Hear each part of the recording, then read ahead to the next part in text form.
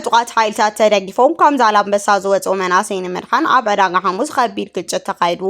ካብቶም ብክልተ መኪና ተገዲፎም ዘወጹ መናእሰይ ድማ 15 መናእሰይ ሓራወጾም ኣለዉ ኣብ ግንባር ደቡብ ትግራይ ከባብታት ቆቦ ሓድሽ ወታደራዊ ኩናት ከም ዝተላዓለ ተገሊጹ እቲ ኣብ ከባብታት ራያ ግንባር ዝተወልዐ መጥቃዕቲ ብሰራዊት ምክልኻል ትግራይ TDF ከም ዝተፈጸመ ጸብጻባት ይሕብሩ እዚ ኣብ ደቡብ ትግራይ ዝተወልዐ ወታደራዊ ጎንፂ ምስቲ ኣብ ተመሳሳሊ መዓልቲ ኣብ ደቡብ ምዕራብ ኦሮሚያ ዞባ አሉባብር ዝተወልዐ ኩናት ዝተናበበ መልክዕ ዘለዎ ምዃኑ ተገሊጹ ብዛዕባ ጉዳይ ወልቃይት ካብ ቤት ምክሪ ፌደሬሽን ሓድሽ ውሳነ ከም ዝተመሓላለፈ ተገይሩ ኣብ ማሕበራዊ ሚድያ ዝተዘርግሐ ደብዳቤ ፍጹም ሓሶት ምዃኑ ኣቃሊዑ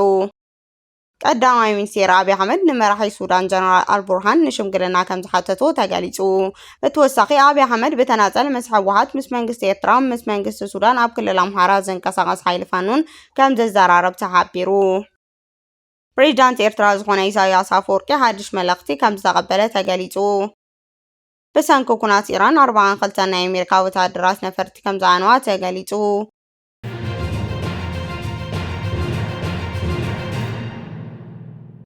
ሰላም ጣና ይሃበለይ ተኸታተልቲ ትግርኛ ዜና ነዚ ሰዓት ዝሓዝናዮም ዜናታት ብቐንዲ ነጥብታት ፈልዲምናዮ ኣለና ንሰናይ መከታተልኩም ብክብሪ ብምዕዳም ናብ ዘርዘሮም ክነስክረኩም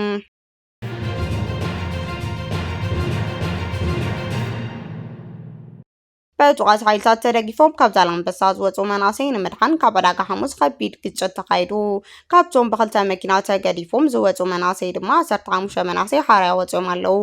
ኣብ ትግራይ ብሰንኪ ዘካይድ ዘሎ ናይ መናእሰይ ገፋ ወጥሪ እንዳገደዳ ኣብ ዝኸደሉ ዘሎ እዋን ትማል ምሸት 12 ጉንበት 2018 ዓ.ም ካብ ከተማ ዛላምበሳ ብሓይሊ ተገፊፎም ኣብ ክልተ ናይ ላንድ ክሩዘር መካይን ተጻዒኖም ዝወጹ መናእሰይ ንምድሓን ኣብ ከተማ ዕዳጋ ሐሙስ ኣግርገር ግጭትን ተፈጢሩ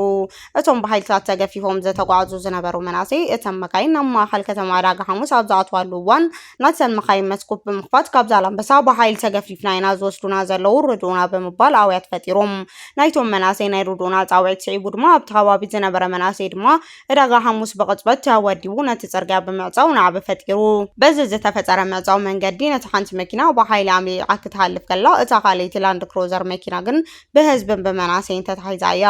ኣብ ውሽጢ እዛ ዝተታሓዘት መኪና ዝነበሩ መናእሰይ ዛላምበሳ ብሓገዝ ህዝቢ ካድሙ ሓራ ክወጹ ዝኽኣሉ ኮይኖም ብሓፈሻ ብሰንኪ እዚ ናይ ህዝቢ ስጉምቲ 15 ዝኾኑ ናይ ዛላምበሳ መናእሰይ ካብ ገፋ ሓራ ወፂኦም ሂወቶም ክድሕን ኪሉሎ እዚ ፍጻመ ዝያዳ ወጥሪ ዘንገሰሉ ምክንያት ግን እታ ላንድ ክሩዘር መኪና ምስ ተታሓዘት ኣብ ውሽጣ ናይ ሰብ ደም ተረኺቡ እዩ ነዚ ዝተዓዘቡ መናእሰይ ዕዳጋ ሐሙስ ነቶም ብረት ዓጢቖም መናእሰይ ክገፉ ዝወዓሉ ዕጡቓት ኣብ ውሽጢ መኪና ደም ኣሎ ሰብ ቀቲልኩም ክትኾኑ ስለትኽእሉ ዓይኒ ሰደኩምን ኢሎም ብምባል ነቶም ዕጡቓት ገፈፍቲ ናብቲ ናይ ከባቢ ፖሊስ ጣብያ ወሲዶም ኣረኪቦም ኣለዉ እታ ሃዲማ ዘምለጠት ሓንቲ መኪና ናብ ዓዲግራት ከም ዝተመለሰት ክነገር ከሎ እታ ካልአይቲ መኪና ግን ናብ መቐለ ገጻ ከም ዘምርሐት ተፈሊጡሎ እዚ ሕዚ ኣብ ከተማ ትግራይ ዝረአ ዘሎ ናይ መናእሰያት ብሓይሊ ናይ ምግፋፍ ምንቅስቓስ ምስ ቢሮ ትምህርቲ ትግራይ ክሳብ ጉንበት 30 ሙሉእ ብሙሉእ ትምህርቲ ንክዕጾ ብምእዛዝ መናእሰይ ናብ ወታደራዊ ማዕስከራት ንምእታው ዘውፅኦ ሚስጥራዊ መምርሒ ቀጥታዊ ምትእስሳር ኣለዎ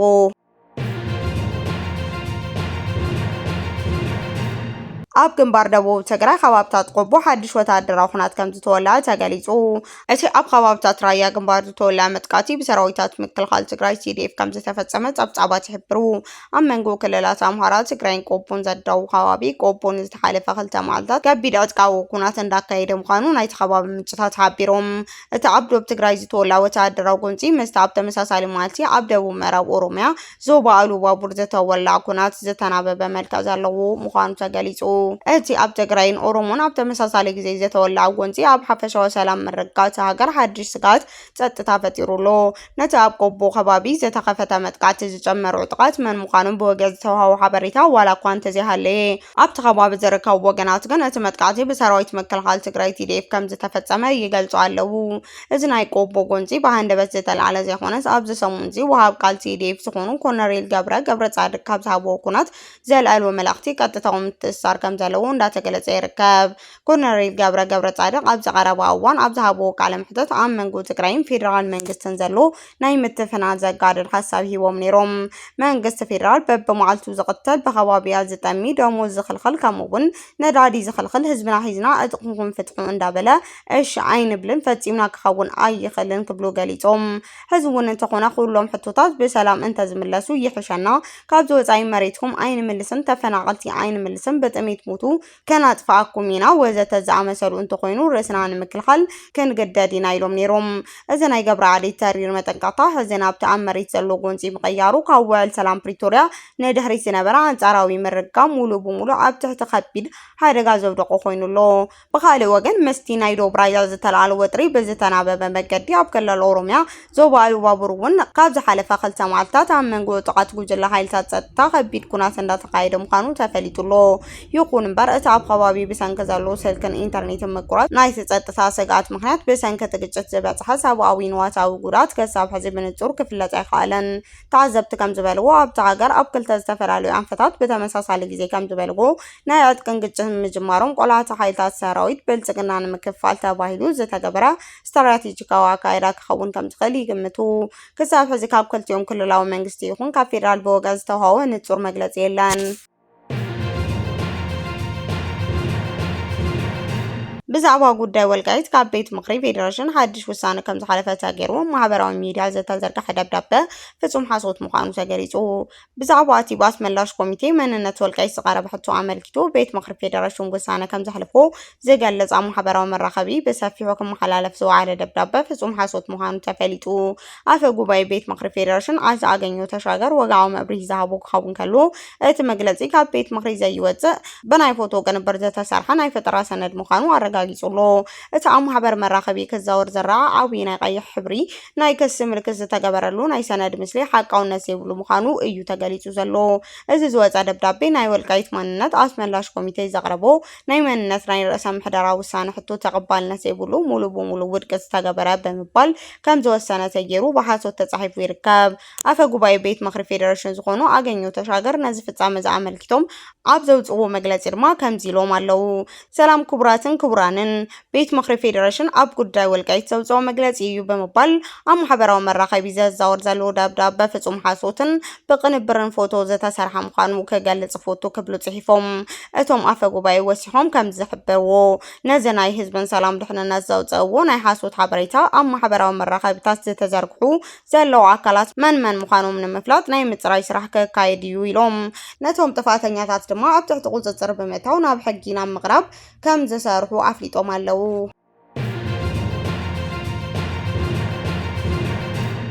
ቀዳማይ ሚኒስትር አብይ አሕመድ ንመራሒ ሱዳን አልቡርሃን ንሽምግልና ከም ዝሓተቱ ተገሊጹ። ኣብ ዞባ ቀርኒ አፍሪካ ሓድሽ ጂኦፖለቲካዊ ሓይሊ ኣሰላልፋ ኣብ ዝፈጠረሉ ዘሎ ስርዓት ብልጽግና ኣብ ትሕቲ ጽኑዕ ውሽጣዊ ገዳማዊ ወጥሪ ኣብ ዝወድቀሉ ሰዓት ቀዳማይ ሚኒስትር አብይ አሕመድ ንመራሒ ሉዓላዊ ቤት ምክሪ ሱዳን ጀነራል አብደልፈታህ አልቡርሃን ብምድዋል ህጹጽ ናይ ሽምግልና ሰላም ሕቶ ከም ዘቕረበ ምንጭታት ኣቃሊዖም። ቀዳማይ ሚኒስትር አብይ ምስ ናይ ሱዳን መራሒ ኣብ ዝገበሮ ናይ ቴሌፎን ርክብ ኣብ ዝቐረበ እዋን ኣብ ልዕሊ ሉዓላዊ መሬት ሱዳን ዝተፈጸመ ወታደራዊ መጥቃዕቲ ካብ ኣፍልጦ ትእዛዝ ወጻኢ ብኢደ ዞር ዝተካየደ ምዃኑ ብምግላጽ ንባዕሉ ነጻ ንምውጻእ ከም ዝፈተነ ተፈሊጡሎ። ይኹን እምበር እዚ ናይ ቀዳማይ ሚኒስትር ብናይ ቴሌፎን ምጽናዕ ብጀነራል አልቡርሃን ተቐባልነት ከም ዘይረኸበ ተሓቢሩ። እዚ ዝመጸ ሚኒስትራዊ ጸብጻብ ከም ዝሕብሮ ቀዳማይ ሚኒስትር አብይ አሕመድ ነቶም ኣብ ዙርኡ ዘለዉ ናይ ውሽጢ ዓድን ናይ ወጻእን ተጻዋዕቱ ሓደ ብሓደ ብተናጸል ብምቕራብ ሽምግልና ሓቲቱ ነይሩ እዩ። አብይ አሕመድ ብተናጸል ብወጋን ትግራይ ምስ ሕወሓት ምስ መንግስቲ ኤርትራ ምስ መንግስቲ ሱዳን ኣብ ክልል ኣምሓራ ምስ ዝንቀሳቐስ ሓይሊ ፋኖን ከም ዝተዘራረበ ተገሊጹ። እንተኾነ ግን እዞም ኩሎም ሓይልታት ነቲ ብተናጸል ዘቐረበሎም ናይ ዕርቂ ግዜ ናይ ምግዛእ ስልቲ ብንጹር ስለ ዝተረድእዎ ነቲ ናይ ሽምግልና ሕቶ ብምሉእ ድምፂ ነፂጎምዎ ኣለው። እዚ ፍጻመ እዚ ኣብ መንጎ እዞም 6 ሓይልታት ተፈጢሩ ዘሎ ሓያል ወተሃደራዊ ፖለቲካዊ ጥምረት ኣብ ከመይ ዝበለ ጽኑዕ ዘይተኣማምን ብርኪ ከም ዝበጽሐ ብግልፂ ዘርኢ ኣጋጣሚ ኮይኑሎ። ብወገን ትግራይ ዘሎ መርገጺ ብዝምልከት ቀዳማይ ሚኒስትር አብይ አሕመድ ንትግራይ ንቤና ፈልዩ ንምዝራብ ዝገበሮ ፈተና ፍጹም ከም ዘይሰለጡ ተገሊጹ መሪሕነት ትግራይ ኣብ ዘቕረቡ ጽኑዕ ቃል መሬት ምዕራብ ትግራይ ሙሉእ ብሙሉእ ናብ ክልል ትግራይ ከይተመለሰ ተመዛበልቲ ህዝቢ ናብ መረበቶም ከይተመለሱ መንግስቲ ፌደራል አንጻር ትግራይ ኣጭቁ ዘዋፈሮም ዝተፈላለዩ ዕጡቃት ሓይልታት ሙሉእ ብሙሉእ ከይተበተኑ ምስራት ብልጽግና ዝግበር ምንም ዓይነት ፖለቲካዊ ይኹን ጸጥታዊ ምዝራብ ከም ዘይህሉ ብወግዓ ኣፍሊጦም ኣለዉ። ኣብ ዞባ ቀርኒ ኣፍሪካ ዝርከቡ ካልኦት ሃገራት ሓይልታት እውን በተመሳሳሊ ንቀዳማይ ሚኒስትር አብይ አሕመድ ተሪር መልእክቲ ኣመሓላሊፎም ኣለዉ። እዞም ሓይልታት ኣብ ዝሃብዎ ምላሽ ኣብቲ ሃገር ንኩሎም ዝሓቆፈ ኩሎም ተዋሳእቲ ወገናት ዘሳተፈ ማእከላይ ሓቀኛ ሰላም ተዘይፈጢርካ ንኣኻ ብተናፀል ኣይንዘራርበካን ብምባል ንዝቐረበ ዘተ ሰላም ከም ዝነፀግቡ ተሓቢሩ። ቀዳማይ ሚኒስትር አብይ አሕመድ ንመራሒ ሱዳን ጀነራል አልቡርሃን ደው ኢሉ ዘርአዮ ናይ ልመና መልክዕ እቲ ስርዓት ኣብ ውሽጢ ሃገር ካብ ፋኖን ካልኦት ሓይልታትን ኣብ ወጻኢ ድማ ካብ ኤርትራን ሱዳንን ዘገጠሙ ተኸታታሊ ወተሃደራዊ ዲፕሎማሲያዊ ሰራት ንምስጋር ዝገበሮ ናይ መወዳእታ ናይ ጻረ ምጽዋት እዩ ዝብሉ ሪቶታት ይወሃቡ ኣለዉ።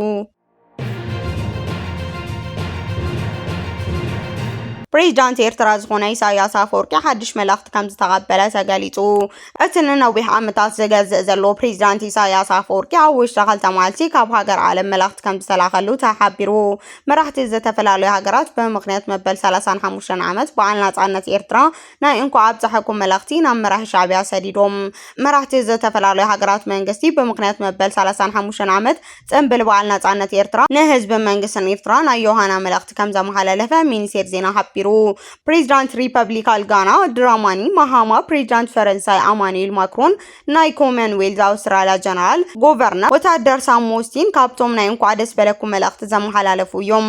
ብተወሳኺ ኣብዚ ሕዚ እዋን መሻርክቲ ኤርትራ ኮይኖም ዘለዉ ፕሬዚዳንት ግብፂ ዓብደል ፋታህ አልሲሲ ንፕሬዚዳንት ኢሳያስ አፈወርቂ ጽቡቕ ጥዕና ንህዝቢ ኤርትራ ድማ ሰላምን ብልጽግናን ከም ዝምነዩ ገሊጾም ኣለዉ። እዞም መራሕቲ ወሲኾም ዝመርሕዎ ሃገራት ምስ ኤርትራ ዘለዎም ዕርክነት ምትሕብባር ንምስፋሕ ዘለዎም ድልውነት ገሊጾም ኣለዉ።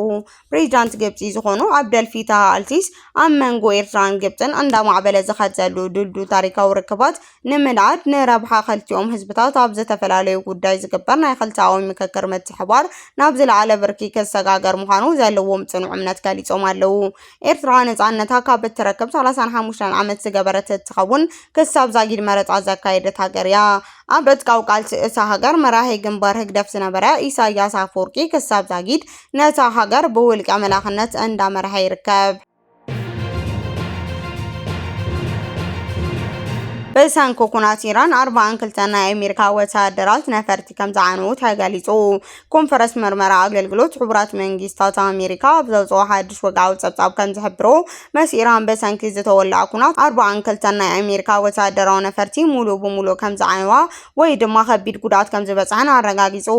ካብተን ዝዓነዋ ኣየራት ኣሜሪካ እቶም ብጣዕሚ ዘመናዊ ዝኾኑ F-35 ተዋጋዒ ጀታት KC-135 ናይ ነዳዲ ጽዕነት ነፋሪት KMQ-9 ሰብ ኣልቦ ድሮናት ከም ዝርከብዎ እቲ ትካል ኣፍሊጡ። እዚ ዝበጽሐ ልዑል ኪሳራ ኣሜሪካ እቲ ኣብ ኩናት ቅድሚ ምጅማራ ዝነበረ ናይ ኣየር ልዕልና ናይ መሓዝ ተልሚ ሙሉእ ብሙሉእ ዘፍሽል ከም ዝኾነ ተገሊጹ። እቲ ኣብ መንጎ ኢራንን ኣሜሪካን ዘካይድ ዘሎ ናይ ኢራን ዘይግመት ናይ ምክልኻል ዓቕሚ ብንጹር ዘርኢ ምዃኑ ተሓቢሩ። ይኹን እምበር ናይቲ ኩናት ዝርዝር መረዳእታ ብምስጢር ዝተታሕዙ ብምዃኖም እቲ ትክክለኛ ሓቀኛ ናይ ነፈርቲ ዕንወት ቁጽሪ ካብ ዝንላዕል ክውስኽ ከም ዝኽእል ሰበስልጣን ኣሜሪካ ገሊጾም ኣለዉ። እዚ ከምዚ ኢሉ እንዳሃሉ እስራኤልን ኣሜሪካን ኣብ ልዕሊ ኢራን ኩናት ድሕሪ ምኽፋቶም ስዒቡ ንኽልተ ኣዋርሕ ዝኣክል ኣብ ሃገራት ወሽመጥ ተዓፅዩ ዝነበረ 3 ዓበይቲ ናይ ነዳዲ መራኸባት ነቲ ኣገዳሲ መስመር ማይ ሃርሙዝ ሰጊሩ ከም ዝወፃ ማእኸል ዜና ቢቢሲ ሓቢሩ። ኣብ ማእኸላይ ምብራቕ ተበጊሰን 6 ሚልዮን በርሚል ነዳዲ ናብ ቻይና ደቡብ ኮርያ ሒዘን ዝጓዓዛ ዘለዋ ዘመራኽብ ኢራን ኣብ ዝወርሒ እዚ ንክመሓላለፍ ካብ ዝፈቐደትለን ኣዝየን ውሑዳት ናይ ባሕሪ መጓዓዝያታት ውሽጢ ዝንቀሳቐሳ ምዃነን ተፈሊጡሎ። ሃገረ ሶማሌላንድ ኣብ እስራኤል ኤምባሲ ከም እትኸፍት ኣብ ዝግለጸሉ ዘሎ እዋን ክሮኤሽያን ኣምባሳደር እስራኤል ከም ዘይቕበልዎ ብምግላጽ ኣባሪራቶ። ኣውሮፓዊ ሃገር ክሮኤሽያ መጽናዕቲ ዓለት ናይ ተካይድ ሃገር ኣምባሳደር ኣይቕበለን ብምባል ንኣምባሳደር እስራኤል ካብ ሃገራ ከም ዘባረረቶ ተገሊጹ። ፕሬዚዳንት ክሮኤሽያ ዞራን ሚላኖቪች መንግስቲ እስራኤል ናብ ሃገሮም ዝሾሞም ሓድሽ ኣምባሳደር ተቐባልነት ከም ዘይብልዎ ብምግላጽ ሙሉእ ብሙሉእ ውድቂ ገይርዎ ኣሎ። ማእኸል ዜና ኣልጀዚራ ነዚ ኣመልኪቱ ኣብ ዘውፅኦ ጸብጻብ ፕሬዚዳንት ዞራ ሚናሎቪች ካብቶም ቀንድን ኮነንትን ነቐፍቲ መጥቃዕቲ እስራኤል ምዃና ገሊጹ ካብ ኩናት ጋዛ እንድሕር ኣብ መንጎ እስራኤልን ክሮሻን ዘሎ ዲፕሎማስያዊ ርክብ ተበላሹን ተወጢሩን ይርከብ። ክሮሻ ነዚ ኣምባሳደር ስጉምቲ ቅድሚ ሙሳዳ ምስ እስራኤል ዝነበራ ናይ ነዊሕ እዋን ወተሃደራዊ ምትሕብባር ሙሉእ ብሙሉእ ከም ዘቋረፀቶ ዝዝከር እዩ። ብወገን እስራኤል ዘሎ ሓበሬታ ከም ዝሕብሮ ድማ መንግስቲ እስራኤል ምስ ክሮሻ ዝኣተወ ከቢድ ዲፕሎማስያዊ ወጥሪ ምስሓብ ንምዝሓልን ንምርጋዕን ዝተፈላለዩ ናይ ውሽጢ ስራሓት የካይድ ከም ዘሎ ገሊጹ። ይኹን እምበር እቲ ናይ ክሮሻ ጽኑዕ መርገጺ ነቲ ወጥሪ ዝያዳ ከም ዘጋደዶ ተዓዘብቲ ይሕብሩ። እዚ ከምዚ ኢሉ እንዳሃለወ ሃገረ ሶማሌላንድ ኣብ እስራኤል ኤምባሲ ክኸፍት ምዃኑ ተሓቢሩ።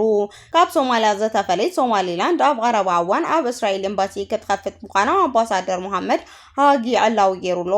እስራኤል ብግዳ ኣብ ርእሰ ከተማ ሶማሌላንድ ሃርጌሳ ኤምባሲ ከም እትተቐውም ትፅቢት ከም ዝግበር ኣምባሳደር መሐመድ ሃጊ ኣብ ኤክስ ኣብ ዝዘርጉ ሓበሬታ ጠቒሱ።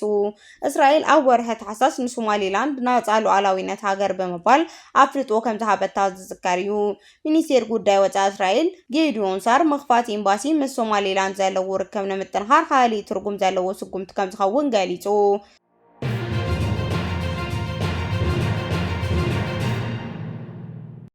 ክቡራትን ፍትዋትን ተኸታተልቲ ዜናታትና ነዚ ሰዓት ዘዳለናዮም ሓደሽቲ ምዕባለታትን እዋናዊ ሓበሬታታትን ኣብዚ ዛዚምና ኣለና። ንምክትታልኩም ነመስግን።